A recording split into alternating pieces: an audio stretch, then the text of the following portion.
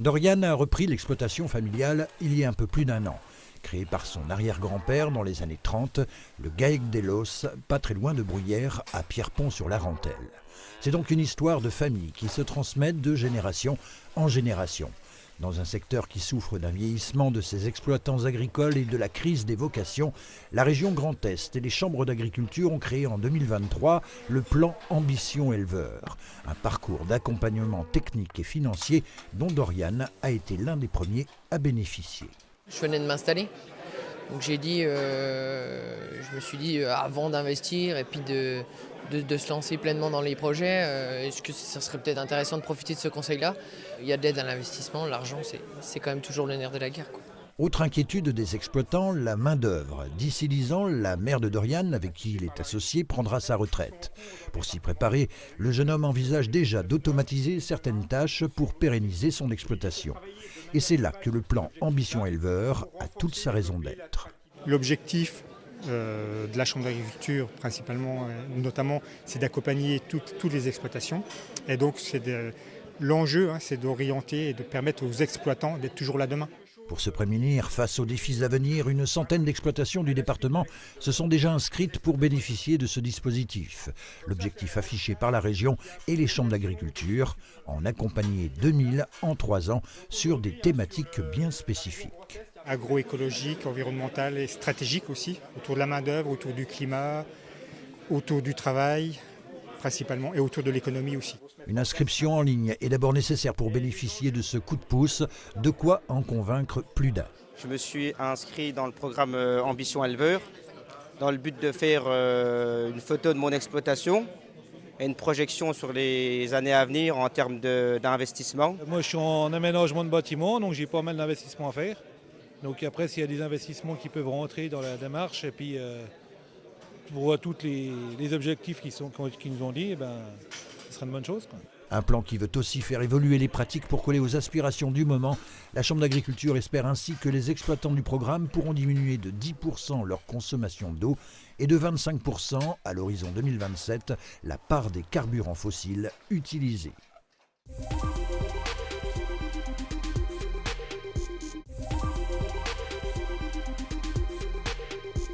Pour activer l'alarme, il faut tirer ici, vous voyez ?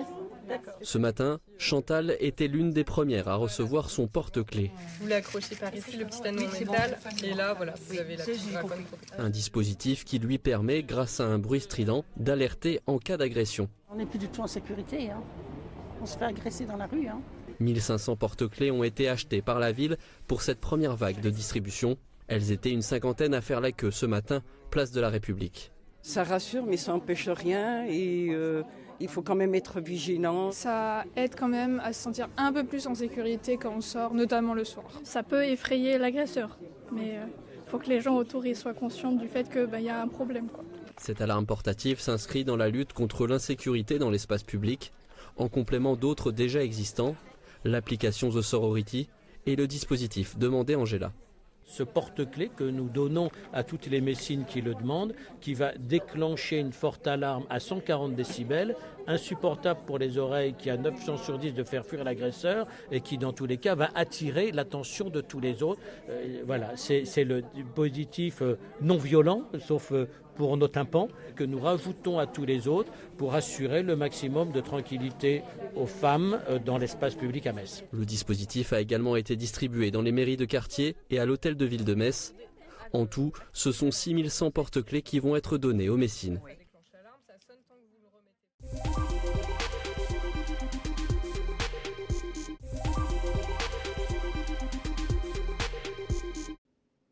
Détruite durant la guerre de Cent Ans, puis reconstruite au XVIe siècle, l'église Saint-Pierre d'Hervy-le-Châtel a traversé les âges et les épreuves. Dans les années 80, l'édifice menace de s'écrouler sur ses fondations. S'ensuivent des années de rénovation et de consolidation. L'église a été rénovée pendant de nombreuses années, une grande campagne de restauration qui a commencé à la fin des années 80, début 90, puis un temps de pause et enfin une reprise de la rénovation des superstructures, toitures, charpentes, façades, qui a recommencé à partir de 2010. Et une dernière campagne de restauration qui s'est achevée en 2020, qui consistait en la restauration intérieure, y compris du mobilier, du chœur et du transept. Et puis enfin, cette ultime restauration qui va concerner la nef, qui va commencer à partir de début mars, en 2 tranches. D'abord les extérieurs de la nef, du clocher, et enfin les parties intérieures et le mobilier de la nef et les dernières verrières qui vont être restaurées. Une ultime phase de travaux qui devrait s'achever au plus tard en 2027. Les premiers vitraux ont déjà été déposés pour être restaurés, comme l'ensemble du mobilier en bois de la nef. Le chantier s'attardera également sur l'ensemble d'orgue. C'est un ensemble instrumental qui est de très grande qualité, qui est considéré aujourd'hui en état de ruine. Mais l'état de ruine, en fait, ne concerne que les modifications qui ont été faites au XIXe siècle et qui sont les moins intéressantes sur le plan instrumental. En revanche, tout ce qui concerne la partie instrumentale d'origine Mangin et Rabini est en bon état. Il faudra évidemment compléter cet orgue dont un certain nombre de jeux de tuyaux ont été abîmés, mais on a un ouvrage d'une grande qualité instrumentale. Une acoustique qui a tapé dans les oreilles de Janine Bury-Conrad. L'historienne de l'art s'est installée dans la région au début des années 2000. Elle fonde dans la foulée l'association des orgues d'Hervy, une salle de concert et un musée dont elle connaît chaque détail. J'ai découvert cette église qui n'était absolument pas encore restaurée, pas du tout. Et malgré ça, j'ai trouvé, comme historienne de l'art, que cet édifice était d'une très grande beauté. Il y a des œuvres magistrales, à la fois, il y a le bâtiment lui-même, il y a la sculpture, il y a une statuaire du XVIe siècle absolument remarquable et des vitraux du XVIe siècle. L'association attend maintenant la fin des travaux pour lancer son grand projet, un concours international d'orgue.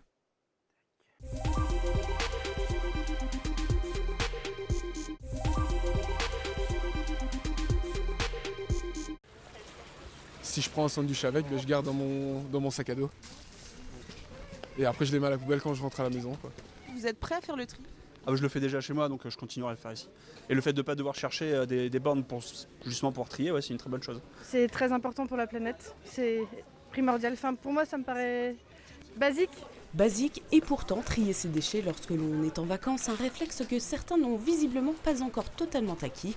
Ici, à la station de la Bressonnec, fini les poubelles uniques, place au bac de tri. Depuis l'été dernier, 6 bornes comme celle-ci ont été installées au bas des pistes et sur les aires de pause du domaine. Une opération baptisée Piste Propre était d'ailleurs organisée conjointement ce mardi matin par la station, l'office de tourisme du secteur et la gendarmerie pour sensibiliser les touristes.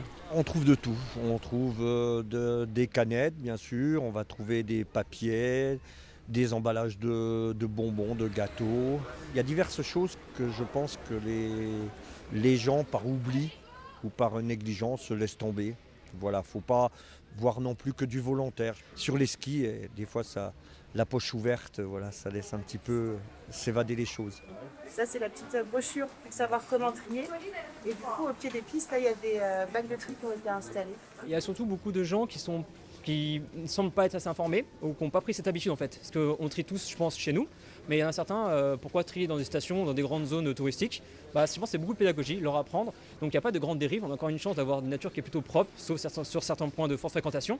Et c'est là-dessus qu'on veut opérer, montrer aux gens que vous pouvez partir avec vos déchets et laisser la nature telle qu'elle comme vous êtes arrivé en fait.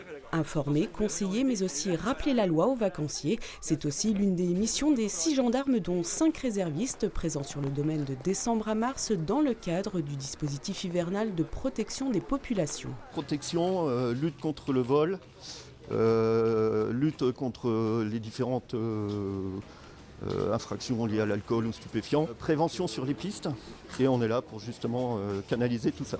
Selon la loi, jeter un déchet dans la nature constitue une infraction passible d'une amende pouvant aller de 68 à 1 500 €. Il faut environ 12 ans à un mégot de cigarette pour se décomposer et jusqu'à 450 ans pour une bouteille en plastique. Ici, à la Bressonnec, 250 kg de détritus ont été ramassés en mai dernier lors de l'opération de nettoyage des pistes.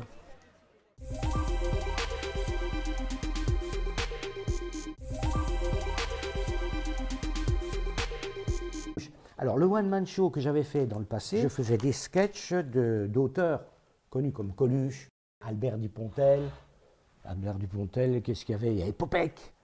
Et puis, il y avait Claude Vanoni aussi. Et j'avais fait seulement risquer 2 sketchs que j'avais écrits.